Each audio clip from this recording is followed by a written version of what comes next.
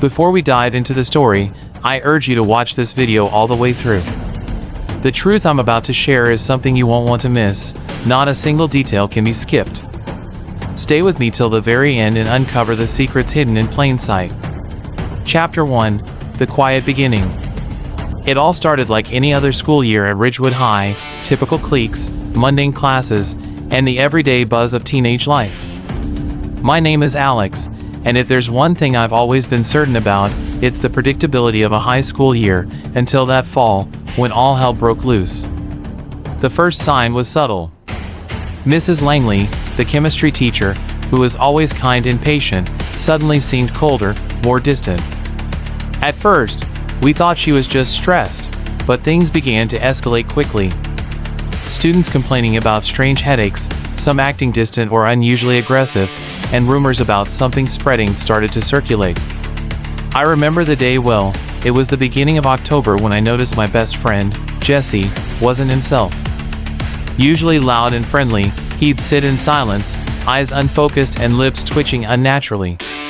When I asked if he was okay, he snapped and walked away without a word. That was the first clue that the infection was more than just a rumor. Over the next few days, the school's atmosphere shifted. Teachers no longer seemed like themselves.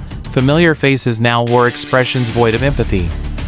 Small, subtle changes, eyes that glinted coldly, unnatural movements, a craving for isolation. The administration brushed off concerns, labeling them as stress or the flu. I knew better. Something was infiltrating us, and whatever it wasn't human. Chapter 2: The Unseen Enemy. By mid-October, the transformations became undeniable. My circle had started shrinking, Jesse was gone, and many others were acting like ghosts trapped in their own bodies, their humanity slipping away day by day. I remember sitting in the library with Claire and Marcus, two others who hadn't fallen victim yet, trying to piece together what was happening. One afternoon, while sneaking into the science lab after school, we stumbled upon a containment room that was supposed to be off-limits. Inside, strange specimens floated in tanks, organic, slimy, and pulsating with a chilling intelligence. Whatever these things were, they were alive, and they seemed to be the cause of the changes we'd seen. Our nightmare became clearer. A parasitic organism was invading the bodies of our classmates and teachers, controlling them in a hive mind of sorts. They weren't just victims, they became the enemy. The fear was palpable, but so was the determination. We knew we had to fight back, find a way to stop the spread before we were all swallowed by this invisible plague. It was survival against assimilation, and the clock was ticking. Chapter 3: Trust No One. The invasion bred paranoia. Every nod, every glance was suspect. Claire took a knife with her everywhere. Marcus carried a flashlight, ready to use it as a weapon.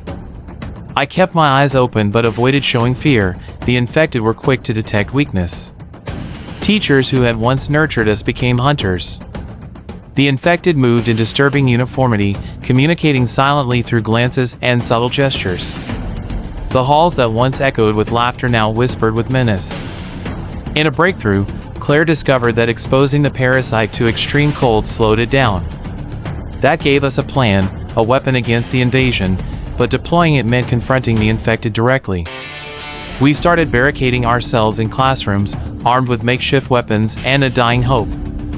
The infected retaliated, and the school became a battleground for control over our own minds and bodies. Chapter 4: The Final Fight. The night of Halloween, ironically, became the night of reckoning. We found ourselves cornered in the gymnasium, surrounded by teachers and friends turned enemies. The parasites collective will pushed hard, but Claire's plan to freeze them bought us critical time. Using the school's old refrigeration units, we flooded the gym with cold air, slowing the invaders and exposing their vulnerabilities. Trembling, we fought through the fog of terror to silence what the parasite had made our school. We lost many that night, friends, allies, even parts of ourselves. But somehow, by sunrise, the infection was contained.